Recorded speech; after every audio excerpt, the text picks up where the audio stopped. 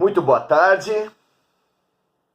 Vamos chegando, amigos e amigas do Oração Ação. O nosso grupo, a nossa fraternidade. Muito bom partilharmos dessa lucidez pelo encorajamento, pelo fortalecimento ético, espiritual, mental, tão imprescindível para esse momento das nossas vidas. Esportistas sabem que o grande recurso para suas vitórias não é somente o corpo. O corpo é, sim, muito importante. A técnica. Mas a mente. A mente é imprescindível para qualquer vitória de um ser humano. Para criar filhos, para sustentar um bom casamento, sucesso na vida profissional, iniciações espirituais, iniciações intelectuais, absolutamente todas as conquistas humanas têm como chave, não única, mas uma das principais chaves na mente humana. O grande instrumento, a grande faca que descasca os nossos abacaxis somos nós mesmos. Não haja dúvida a respeito disso. E aquilo que numa vida parece não depender de nós, que nos vem como destino fechado, é, na verdade, construído. É uma construção que vem para nós no presente do passado, que vem para essa vida oriunda de outras vidas. É precisamente isso que nós vamos estudar hoje. O meio ambiente influi no espírito? O que vocês acham? A influência do meio ambiente na personalidade, na mente humana. É a pergunta 121 de O Consolador, de Emmanuel e Chico Xavier, que nós vamos trabalhar hoje. Há muito tempo que a filosofia, que a psicologia debatem. Será o homem produto do meio? Se dois irmãos gêmeos univitelinos, ou seja, com a mesma base genética, outra influência fortíssima que reparte com o meio ambiente na formação da personalidade, segundo a ciência e a psicologia materialistas, se dois gêmeos univitelinos nascem em culturas diferentes, estariam destinados, só por isso, segundo a ciência materialista, a desenvolverem personalidades diferentes. O que a ciência do comportamento materialista não sabe explicar é como e por que dois gêmeos univitelinos, criados lado a lado, não apenas na mesma cultura, mas na mesma família, sem diferenças maiores, pela mesma mãe, pelo mesmo pai, porque esses dois seres, desde cedo, apresentam personalidades tão diferentes, tão distintas.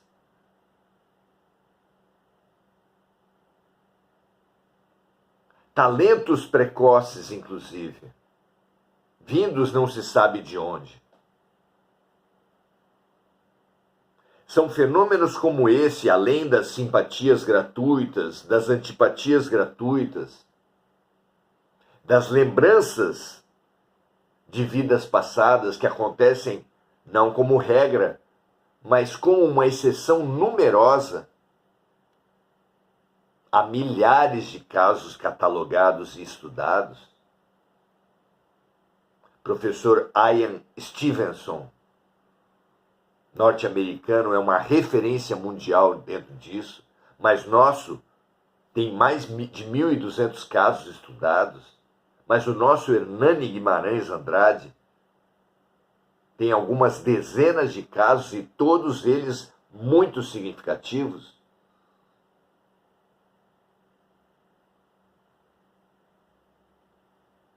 Essas mentes poderosas representam a verdade de que a ciência materialista não é dominante, não é absoluta no território da razão, mas que existem sim, já, significativos casos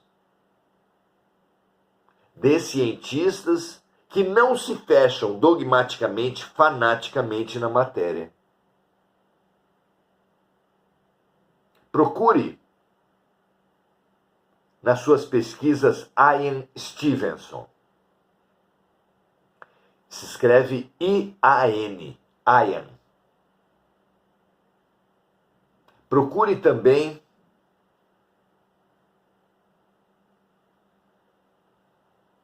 diversos outros. Lombroso é um sobrenome diferente, não vai ser difícil a pesquisa. César Lombroso é uma referência no campo do comportamento, especialmente na pesquisa da mente criminosa. E ele atesta maravilhosamente a realidade do espírito.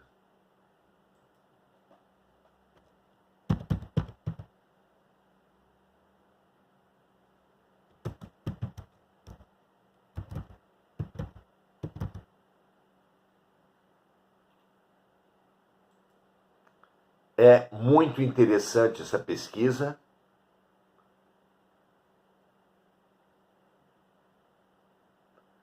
Assim como um prêmio Nobel, um cientista renomado, William Crookes, se escreve com 2 L's e M no final, William, e Crookes se escreve C-R-O-O-K-E-S.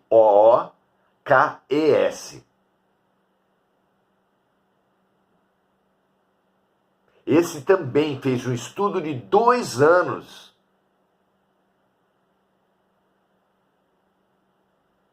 com a médium Florence Cook,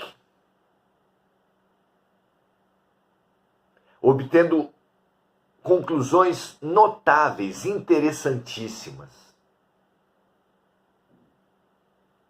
É muito bom não fechar a mente. Ao contrário, mantê-la como a ciência orienta, disponível, sem dogmas, sem preconceitos, aberta. A mente do cientista deve estar sempre aberta aos fatos, estudando sempre todas as possibilidades, inclusive sempre considerando a hipótese materialista. Mas por que não? Parece uma blasfêmia. Considerando igualmente a hipótese espiritualista.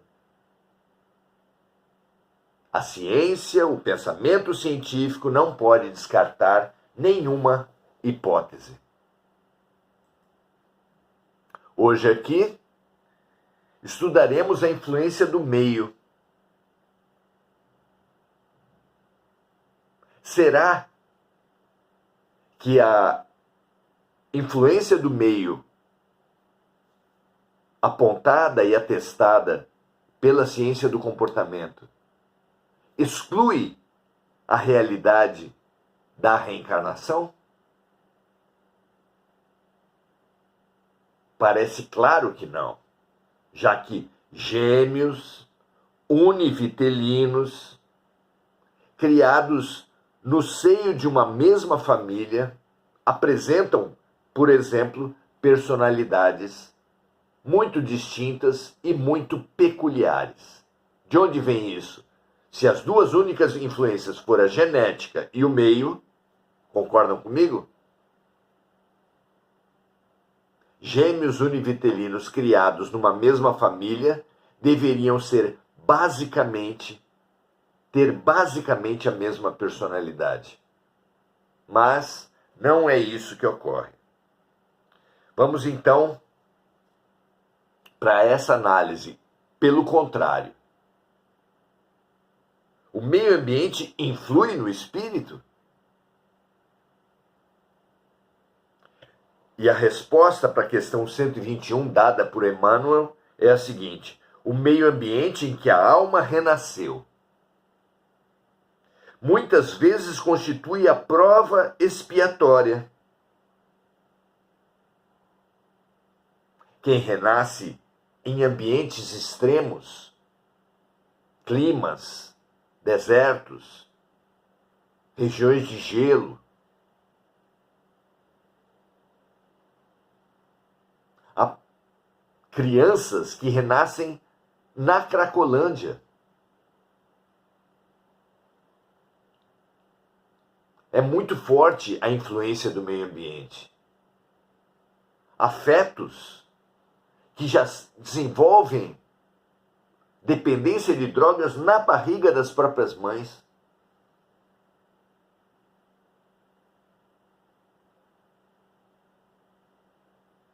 É muito forte a experiência humana. E dentro da experiência humana, na formação da mente e da personalidade, é realmente muito importante a influência do meio. Vamos ver o que Emmanuel responde então. O meio ambiente em que a alma renasceu muitas vezes constitui a prova expiatória, com poderosas influências sobre a personalidade. Olha a confluência da ciência com a informação dos espíritos. Sim, o meio ambiente é uma poderosa influência na formação da personalidade. Faz-se indispensável que o coração esclarecido coopere na sua transformação, na transformação do meio ambiente, para o bem, melhorando e elevando as condições materiais e morais de todos os que vivem na sua zona de influenciação.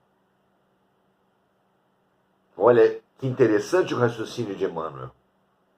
Já que o meio ambiente é tão importante na formação da personalidade,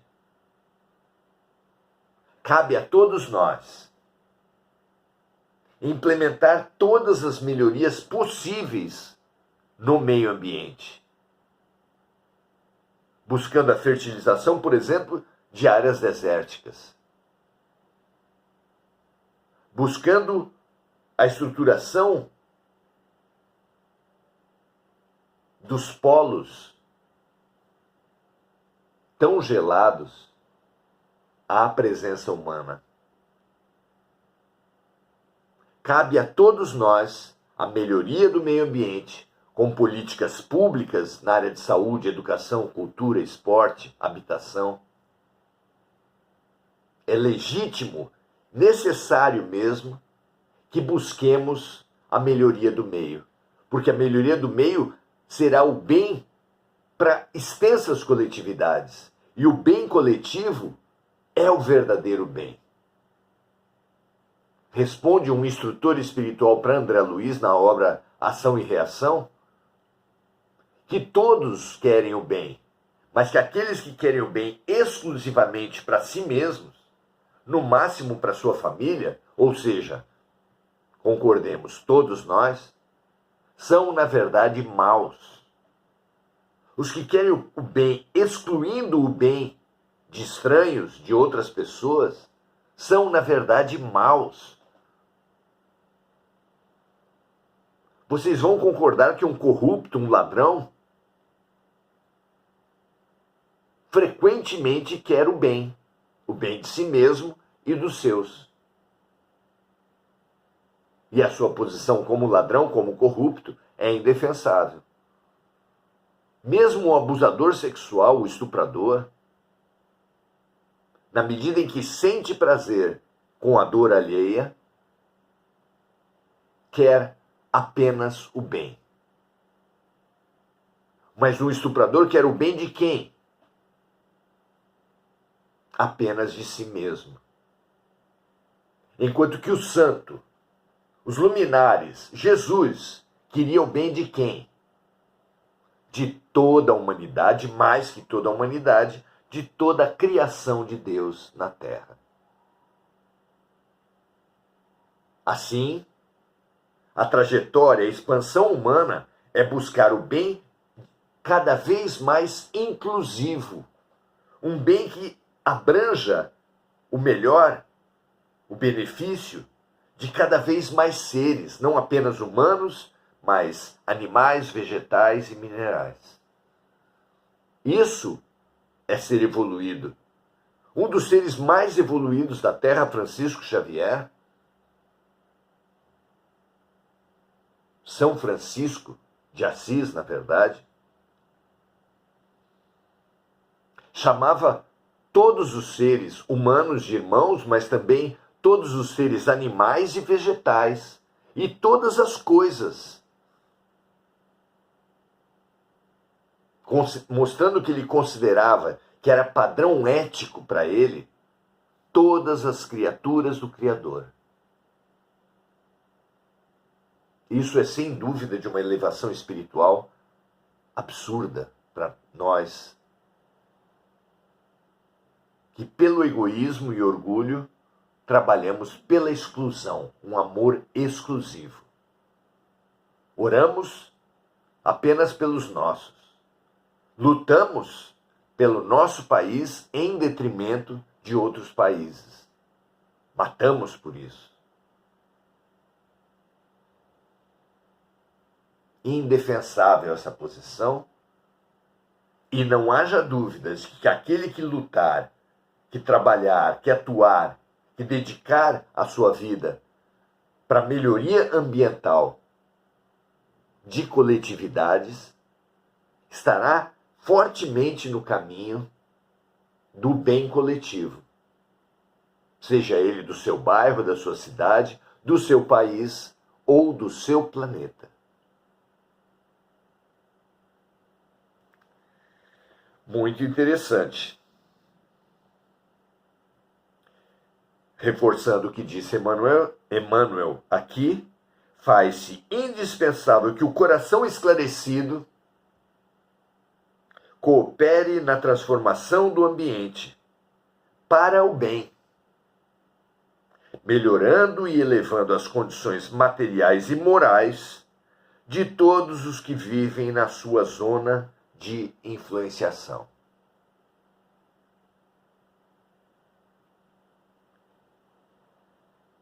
Chama Emmanuel de quem faz isso, investe na melhoria do meio, em benefício de toda a coletividade que vive na zona de influenciação daquele meio, chama de coração esclarecido. Nós que somos buscadores da expansão e da evolução espiritual, precisamos entender que a evolução é basicamente no amor. Portanto, a evolução é do coração esclarecido. É de uma emoção racional, de uma fé raciocinada.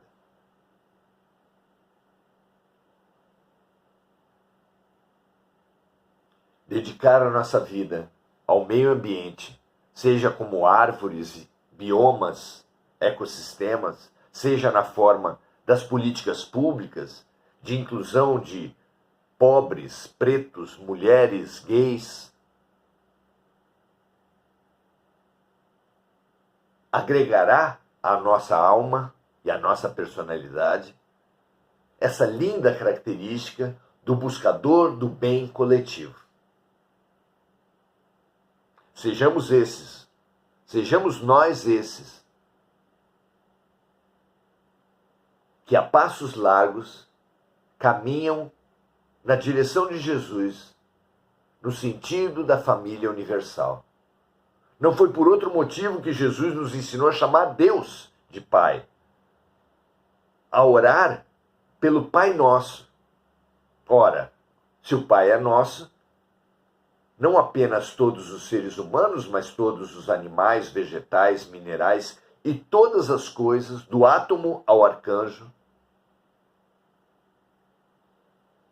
serão e são nossos irmãos. Que assim seja, muito feliz por esse estudo de hoje. Um motivo nobre, um motivo lindo, um motivo profundo para sermos ambientalistas. O ambientalista do mundo, da ciência, quase sempre tem o seu foco na matéria. É importante preservar as matas e a Amazônia pela importância do banco genético, pela importância econômica que gera para as populações locais. Essa é a visão da ciência materialista. Já seria um enorme avanço para a depredação que nós fazemos hoje do meio ambiente. Mas há um avanço a mais do que isso. Devemos preservar o meio ambiente para beneficiar, para dar saúde, para dar alegria, para dar equilíbrio e harmonia para todos os seres da criação na sua zona de influenciação, como disse aqui Emmanuel. Tudo isso a caminho, servir ao meio ambiente e servir as pessoas que o habitam, é fabuloso caminho de amar o próximo como a nós mesmos e amar o todo acima de todas as partes. E assim seja com cada um de nós. Expandamos nossa visão e nossa fraternidade, abarcando toda a criação de Deus, em relação à qual, toda a criação de Deus, nós somos irmãos. Que essa fraternidade oriente nossos passos. Saudar então Miriam Otaviano, que diz que o estudo nos proporciona maior entendimento da nossa relação, da nossa condição em relação ao outro. Enir Cajazeira, saudando os amigos. Andréa Santos, desejando boa semana a todos. Rosângela Hauptmann, dando o seu boa noite também. Mônica Silva, lembrando de amigos encarnados e desencarnados, das vítimas das guerras mundiais e dos desastres climáticos, assim como dando o seu boa noite a todos aqui hoje. E Enir Cajazeira Silva, dando também o seu boa noite. Muito felizes por estar expandindo pela fraternidade, pela consciência, pelo amor, a noção, a importância do meio ambiente, materialista e econômica, quando existe, que já é uma lucidez enorme para a nossa humanidade, mas que ainda será muito mais quando percebermos o amor, a fraternidade, como grande motivo de preservação, de respeito a todos os seres minerais, vegetais, animais e hominais do universo. Paz e bem a todos. Até amanhã. Continuaremos nossos estudos que iluminam a filosofia a partir do ponto de vista, com os contributos do ponto de vista espiritual. Grande abraço a todos. Até amanhã.